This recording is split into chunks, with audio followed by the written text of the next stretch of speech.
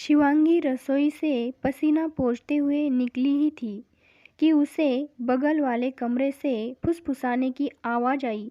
शिवांगी ने कमरे से झाँका तो देखा कि सास सविता जी अपनी बेटी से धीमी आवाज़ में फ़ोन पर बात कर रही थी।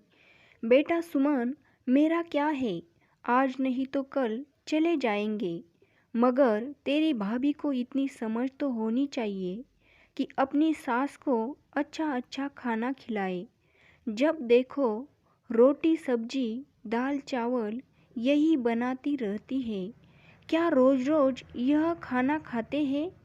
तेरी भाभी सुबह 7 बजे उठती है। घर की लक्ष्मी को सुबह सूरज निकलने से पहले उठ जाना चाहिए, मगर उसे कौन समझाए। कपड़े धोने के लिए मशीन लगाती है, पोछा बर्तन सभी को बाई लगा रखी है। ठाट बाट तो देखो महारानी के। हम तो हमेशा हमारे कपड़े हाथ से ही धोते थे, और काम वाली बाइयों के काम भला किसे पसंद आते हैं। शिवांगी ने सब कुछ सुना और अपने कमरे में आकर बैठ गई। उसकी आंखों में आंसू थे और वह अतीत में खो गई, जब वह शादी करके इस घर में आई थी। सविता जी और सुमन ने उसे कभी बहू वाला मान सम्मान नहीं दिया और ना किसी को देने दिया। पति शरद भी हमेशा शिवांगी को ही सुना देता था। शिवांगी को इस बात का ज़्यादा अफसोस होता कि पति भी साथ नहीं देते, उल्टा माँ और बहन के बहकावे में आकर शिवांगी पर ही गुस्सा निकालते हैं। एक दिन तो सविता जी का पारा ऐसा चढ़ा कि उन्होंने शिवांगी के माता पिता को भी भला बुरा कह दिया था, मगर शरद या तो चुपचाप सुनते या फिर अपनी माँ का साथ देते। अब तो शिवांगी को आदत हो गई थी ताने सुनने की। ऐसा नहीं है कि शिवांगी को गुस्सा नहीं आता था, मगर पलटकर जवाब देना उसके संस्कारों में नहीं था। शिवांगी मन ही मन कुढ़ थी, मायके में भी नहीं बता सकती थी। उसके माता पिता की भी उम्र हो गई थी, इसीलिए वह उन्हें कोई टेंशन नहीं देना चाहती थी। पति शरद का तबादला दूसरे शहर में हो गया, जिसके वजह से दोनों वहां जाकर बस गए। दूसरे शहर आकर 6 महीने ही हुए थे कि सासू माँ सविता जी को हार्ट अटैक आया और सविता जी का ऑपरेशन करवाकर सास और ससुर जी को शरद यही ले आए।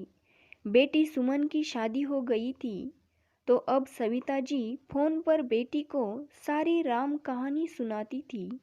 अम्मा अम्मा कहते हुए 4 साल की सोनू जब कमरे में आई तो शिवांगी की तंद्रा टूटी। उसने सोनू को गोद में भर लिया और उसके साथ खेलने लगी। सविता जी बोली, शिवांगी खाना बन गया हो तो लगा लो।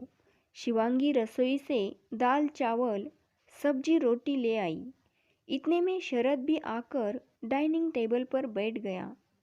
शरद को देखते ही सविता जी बोली, मुझे तो आजकल खाने में कोई स्वाद ही नहीं लगता। यह बीमारों वाला खाना रोज रोज खाया नहीं जाता। शरद बोला, माँ आपको तला हुआ और चटपटा खाना खाने के लिए डॉक्टर ने मना करके रखा हुआ है, इसीलिए शिवांगी रोज यह खाना बनाती है।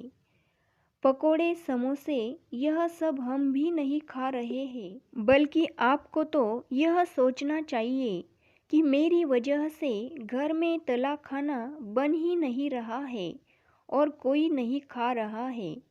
सविता जी बेटे का जवाब सुनकर चुप बैठ गई।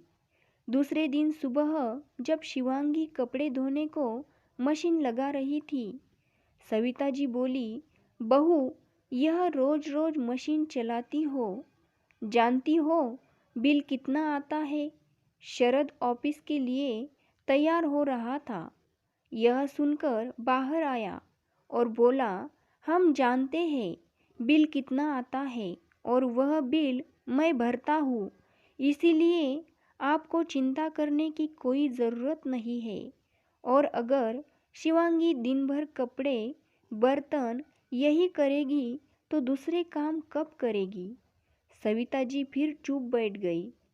शिवांगी के लिए यह पल जिंदगी के खुशनुमा पल थे जब पति शरद उसका साथ देता। आज शरद पहली बार शिवांगी के लिए गजरा लेकर आया था और अपने हाथों से उसे शिवांगी के बालों में लगाते हुए बोला, शिवांगी, हो सके तो मुझे माफ़ कर देना।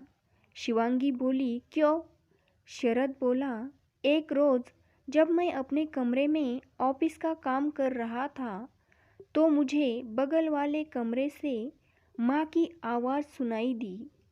वह सुमन को तुम्हारे खिलाफ बातें बता रही थी और मैं जब कमरे से बाहर आया तो मैंने तुम्हें यह सब सुनते देखा। तुम अपने कमरे में आकर रो रही थी। तब मुझे पहली बार सब समझ आया था कि अब तक मैंने जाने अनजाने में कितनी बार तुम्हारा दिल दुखाया होगा। शिवांगी बोली, आप सब समझ गए और अपने मेरा साथ दिया। यह मेरी जिंदगी का सबसे खुशनुमा पल है। मैं इसे कभी नहीं भूलूंगी।